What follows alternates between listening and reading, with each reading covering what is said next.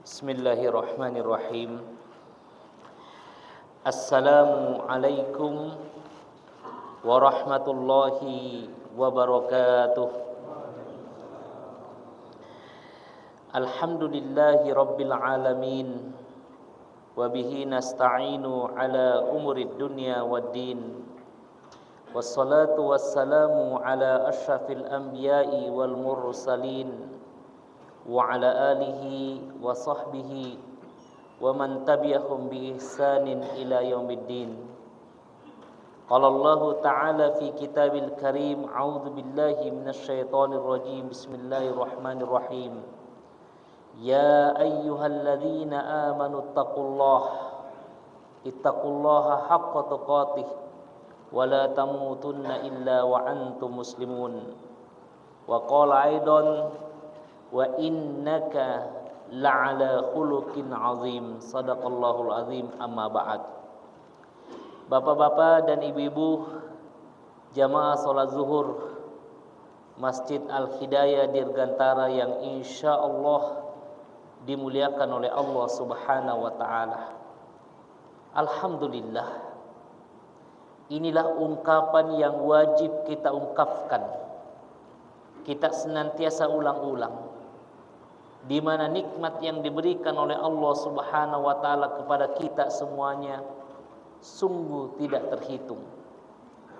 Salah satu nikmat yang tidak terbilang jumlahnya, yang sangat mahal nilainya, yaitu nikmat iman dan nikmat Islam.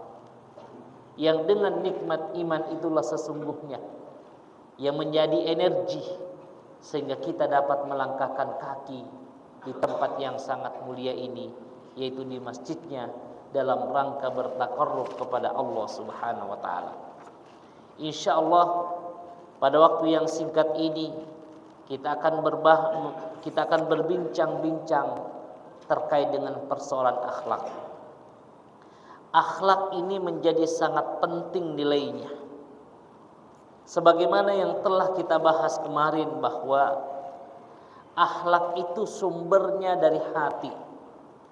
Karenanya dalam sebuah hadis yang sangat ma'ruf telah kita pahami bersama, di mana Rasulullah mengatakan, ala wa inna fil jasadi mudghah. Ketahuilah, sesungguhnya di dalam tubuh kita itu ada segumpal daging. Idza saluhat saluhal jasadu kulluh. Ketika segumpal daging tersebut itu baik, maka baiklah seluruh jasad itu.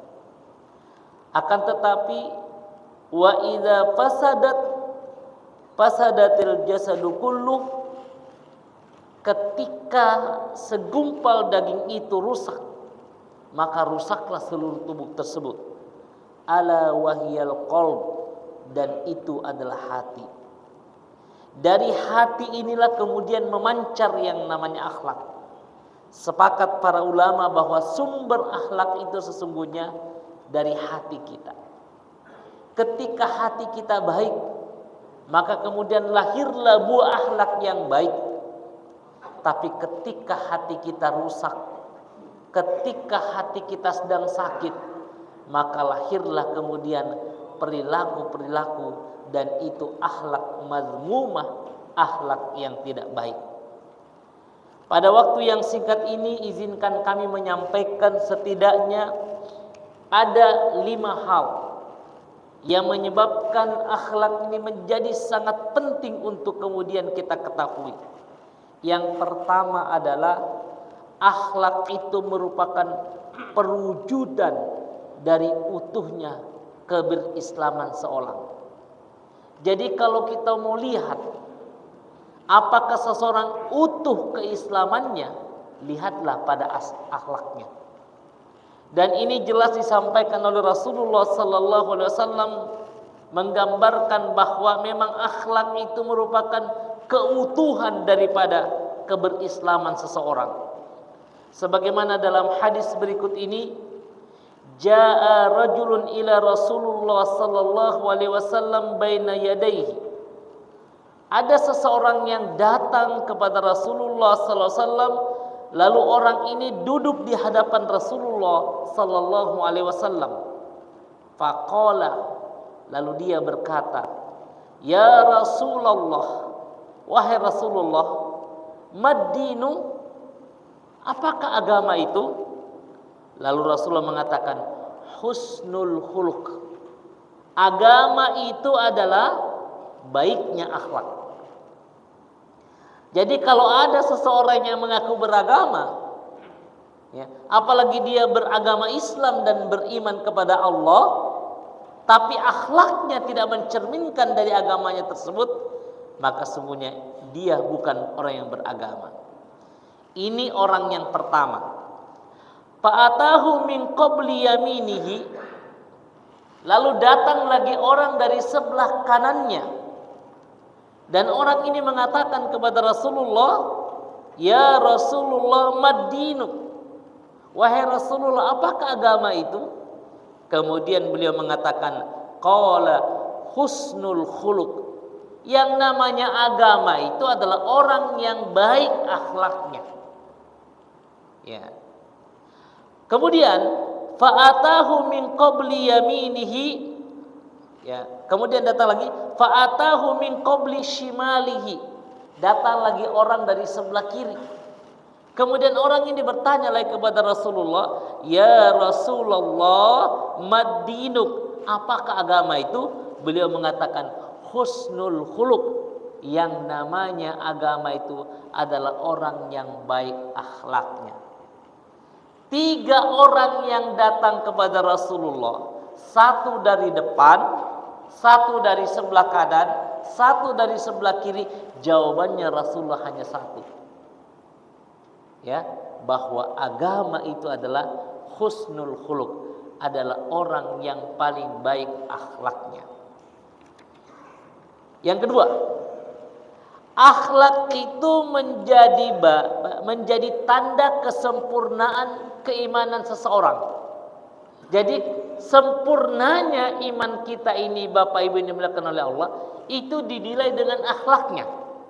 Semakin baik akhlak kita kepada sesama, semakin baik akhlak kita kepada Allah dan Rasulnya, bahkan semakin baik akhlak kita terhadap alam sekitar kita ini, maka semakin sempurna keimanan kita. Jadi semua gampang sekali menilainya. Sebagaimana Rasulullah menyampaikan dalam hadisnya, akmalul mu'minina imanan ahsanuhum khuluqa. Ya. Sempurnanya iman seseorang itu adalah ahsanuhum khuluqa, adalah orang yang paling baik akhlaknya. Wa khiyarukum linisaihim. Ya.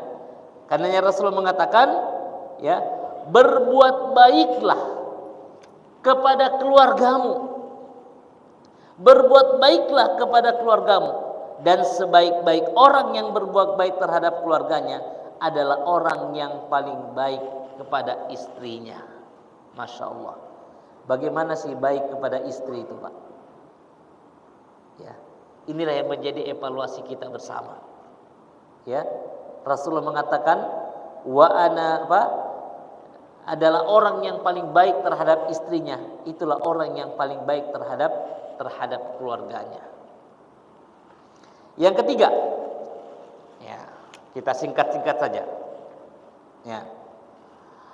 Sesungguhnya orang yang berakhlak baik itu, dia mendapatkan karunia yang paling utama dari Allah Subhanahu wa taala. Jadi kalau kita mampu memiliki akhlak yang baik, kita itu sungguhnya mendapatkan karunia yang luar biasa dari Allah Subhanahu wa taala. Saya sampaikan sebuah hadis yang diriwayatkan oleh Imam Tirmizi di mana Rasul bersabda, "Syahidtu al-Arabi yas'aluna sallallahu alaihi wasallam yaqulu ma khairu ma utiya abdu qala khuluqun hasan." Ya.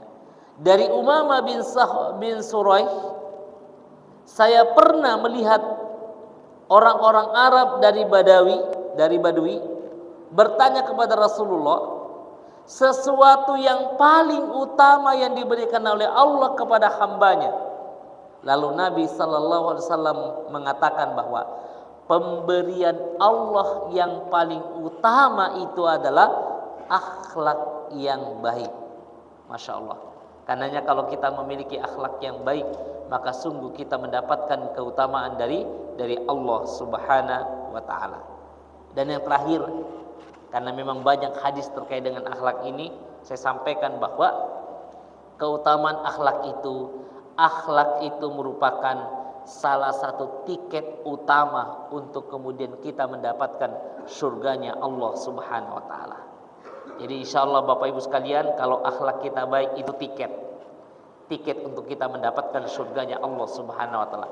Sebagaimana dalam hadis berikut ini, wa an Abi Hurairah radhiyallahu anhu, dari Abi Hurairah radhiyallahu anhu qala suila an aktsara ma yudkhilan nasal jannah.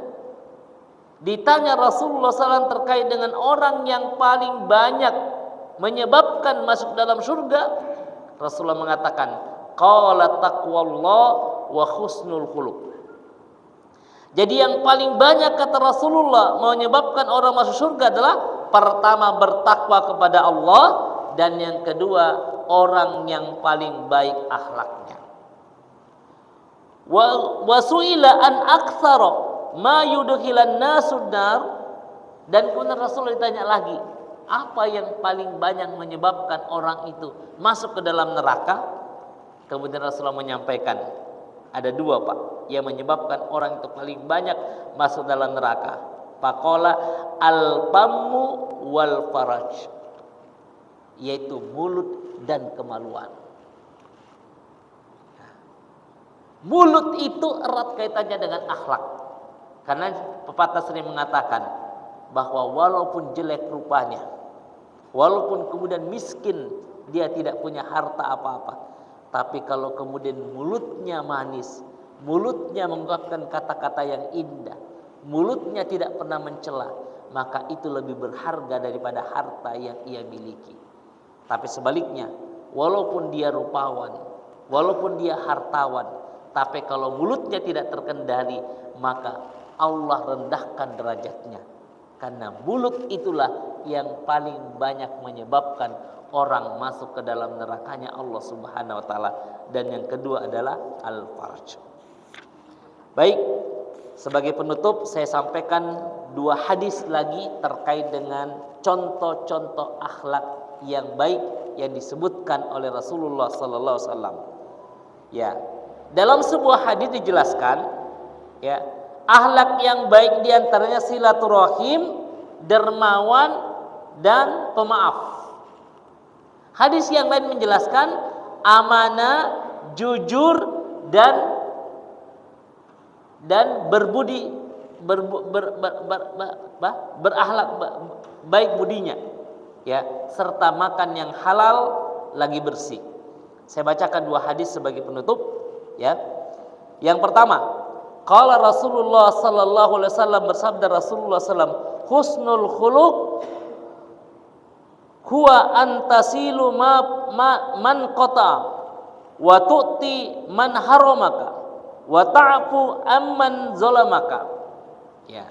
Di antara akhlak atau budi pekerta yang baik, kata Rasulullah, adalah yang pertama adalah silaturahim, kepada orang yang memutuskan persahabatan. Kita semuanya punya keluarga, kita punya kerabat, kita semuanya punya teman. Ketika ada teman kita, ada kerabat kita yang memutuskan persahabatan, dan kemudian kita menyambungkannya lagi, datang silaturahim atau menyapa lewat media sosial, maka itu adalah akhlak yang mulia. Ini yang pertama. Yang kedua, kalau engkau mau membantu orang yang tidak pernah membantu engkau, itu adalah akhlak yang mulia. Dan yang ketiga, engkau mau memberikan maaf kepada orang yang pernah menyakiti engkau. Insyaallah. Jadi yang pertama Pak, sambung silaturahim. Yang kedua, membantu orang yang tidak pernah membantu kita. Dan yang ketiga, memberikan maaf kepada orang-orang yang pernah berbuat salah kepada kita.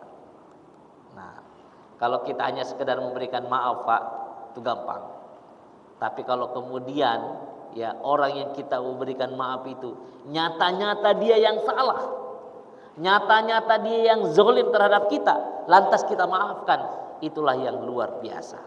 Baik, hadis kedua, arba'un in kunna fika fala 'alaika fid dunya hibzun amamati wa sidqin wa husnul khaliq wa ifadul fi tukmatan. Dari Abdullah bin Umar radhiyallahu an, di mana Rasulullah SAW bersabda, 4 perkara jika semuanya terdapat pada dirimu maka engkau akan selamat. Apakah 4 perkara tersebut? Yang pertama adalah hibzul amanah, yaitu menjaga yang namanya amanah. Kita semuanya punya amanah Pak ya. Di rumah amanah kita sebagai kepala rumah tangga. Bagaimana kita menjaga amanah tersebut? Di kantor kita menjadi kepala bagian.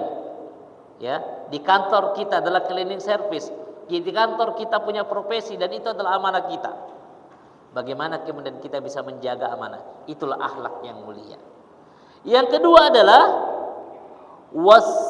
wasiddiqi, adalah bersikap jujur. Dan yang ketiga wa husnul khaliqah, yaitu baik budi. Dan yang terakhir adalah halal bersih dalam hal makanan. Inilah yang kemudian 4 perkara yang ketika ada dalam diri kita maka insya Allah kita akan memiliki akhlak mahmudah, akhlak yang dimuliakan oleh Allah Subhanahu wa taala. Nah, yang paling terakhir ternyata disebutkan di sini bahwa ya, akhlak yang rusak itu akan merusak amal-amal kita. Kalau kita memiliki akhlak yang jelek, maka amal-amal kita itu akan rusak. Disebutkan dalam hadis berikut ini bahwa ditanya kepada Rasulullah, "Ya Rasulullah, apakah kecelakaan itu?" Nabi menjawab, "Kecelakaan itu adalah jeleknya akhlak atau akhlak yang buruk." Lalu kemudian Rasulullah mengatakan lagi, akhlak yang buruk itu kama yufsidul khalu al-asal, sebagaimana kemudian cuka merusak madu. Jadi akhlak yang jelek itu seperti cuka yang merusak madu. Ya, madu yang tadinya manis, madu yang tadinya kemudian ya semua orang senang, tapi kemudian akhlaknya jelek, dia akan dirusak oleh akhlak yang mahmudah tersebut. Dan terakhir tentunya ya, orang-orang yang akhlaknya jelek itu nanti pahalanya akan dihapuskan oleh Allah Subhanahu wa taala, sebagaimana hadis bahwa ya ditanya kepada Rasulullah bahwa ada seseorang yang rajin berpuasa di siang hari, tahajud di malam hari, namun akhlaknya buruk karena ia suka melukai tetangganya dengan apa? Dengan mulutnya. Maka Rasulullah mengatakan, ya, huwa finnar wa ahlun nar. Dia tidak ada kebaikan apa-apa dan dia termasuk ahlun nar. Dia berada di nerakanya Allah Subhanahu wa taala. Nah, karenanya Bapak Ibu dimuliakan oleh Allah Subhanahu wa taala, Rasulullah SAW mengajarkan sebuah doa agar kemudian kita ini memiliki akhlak yang mulia. Apa doanya? Allahumma hdini li ahsanil akhlaq. Ya Allah, tunjukkan kepadaku akhlak yang baik itu. La yahdi li ahsaniha illa anta. Tidak ada yang bisa memberikan petunjuk kepadaku ya akhlak yang baik itu kecuali Engkau. Wasrib anni sayyaha, dan jauhkan aku dari akhlak yang buruk.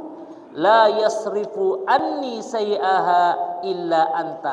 tidak ada yang bisa menjauhkan aku dari akhlak yang buruk kecuali engkau.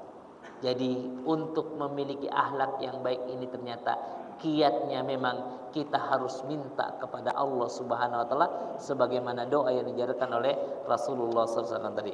Mudah-mudahan tausiah singkat ini bermanfaat dan Allah Subhanahu wa taala memberikan kita karunia yang sangat mahal, yaitu akhlak-akhlak yang mulia. Hadanallahu wa iyyakum ajmain. Assalamualaikum warahmatullahi wabarakatuh.